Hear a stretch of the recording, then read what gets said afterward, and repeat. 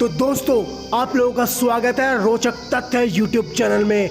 आज मैं आप लोगों को बतलाने वाला हूं एक ऐसा विषय जिसके बारे में सुनते ही लोगों की रूह कांप जाती थी। आज हम बात करने वाले हैं काला पानी। जी हाँ, काला पानी की सज़ा आप सभी लोगों ने सुना होगा, लेकिन काला पानी की सज़ा क्या होती थी, किस लिए दी जाती थी, क्यों दी जाती थी? जब अंग्रेजों का राज हुआ करता था तो हमारे स्वतंत्रता सेनानियों को इसी काला पानी में ले जाया जाता था और उनको बदहाली में मार दिया जाता था। तो क्या क्या होता था उनके साथ, उससे पहले मेरा यूट्यूब चैनल सब्सक्राइब कर लें। तो चलिए चलते हैं।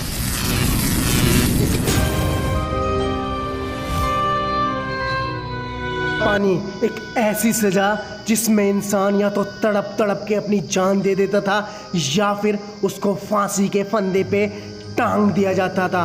काला पानी के नाम से ही इंसान की रूह कांप जाती थी या इंसान को तड़पने के लिए छोड़ दिया जाता था। आखिर काला पानी क्या है? जी हाँ, काला पानी सेलुलर जेल है। सेलुलर जेल जो अंडमान निकोबार द्वीप समूह में स्थापित है, उसी को हम काला पानी बोलते हैं। काला पानी यानी कि सेलुलर जेल की स्थापना 1896 में हुई थी। इस जेल में चारों तरफ से बंद दरवाजे हैं, यानी कि चारों तरफ से दीवारें हैं जो इतनी ज़्यादा बड़ी नहीं है। लेकिन खतरे की बात यह है, इस जेल को कोई भी कूद कर पार कर नहीं जा सकता। यानी कि इस जेल में एक बार किसी इंसान को भेज दिया जाता तो उसका घर लौटना मुश्किल ही नहीं, बिल्कुल नामुमकिन था। क्योंकि इस जेल में या तो इंसान चीखता चिल्लाता रहता, उसकी आवाज़ कोई सुनने वाला नहीं था। इस जेल को इस तरीके से बनाया गया था कि बाजू वाला इंसान अपने बगल वाले इंसान से बात नहीं कर सकता था। यानी कि एक जेल में सिर्फ एक इंसान को रखा जाता था और तब तक रखा जाता था जब तक वो तड़प तड़प के मर ना जाए या किसी विषम परिस्थितियों में उसको फांसी की सज़ा दे दी जाती थी।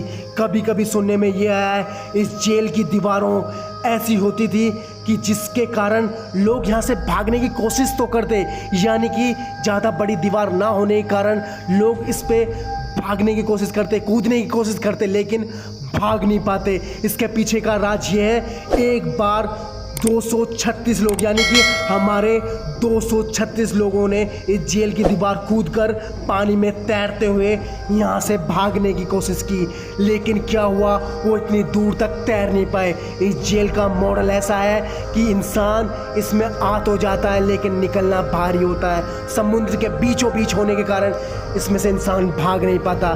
फिर उसके बाद जो हमारे स्वतंत्रता सेनानी इस जेल से भागने की कोशिश कर रहे थे, सभी लोगों को पकड़ लिया गया और उन्हें दर्दनाक मौत दे दी गई।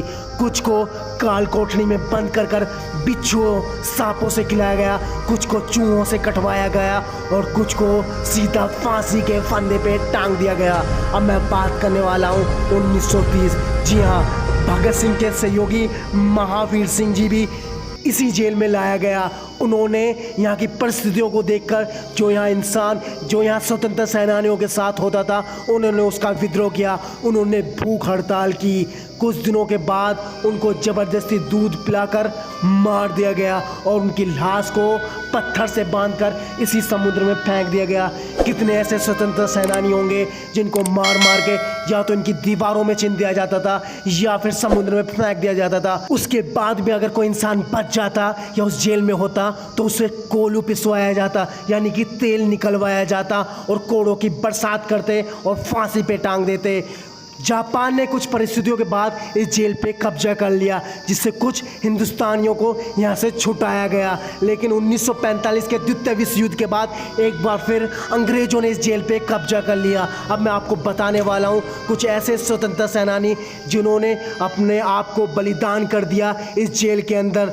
जी हाँ, डॉक्टर देवेंद्र सिंह, मौलाना फैजल खैराबी, मोगल शुक्ला, बटवेश्वर दत्त, बाबूराव, विनायक दामोदर, शरद चंद्र चटर्जी, ऐसे बहुत सारे कैदी थे जिन्होंने अपना बलिदान इस जेल में दे दिया। यानी कि अंग्रेज़ों की नीति थी, अगर हम इन कैदियों को अलग अलग रखेंगे, ये एकजुट नहीं हो पाएंगे तो इनका मनोबल टूट जाएगा और ये कभी भी अपने देश को स्वतंत्र नहीं करवा पाएंगे।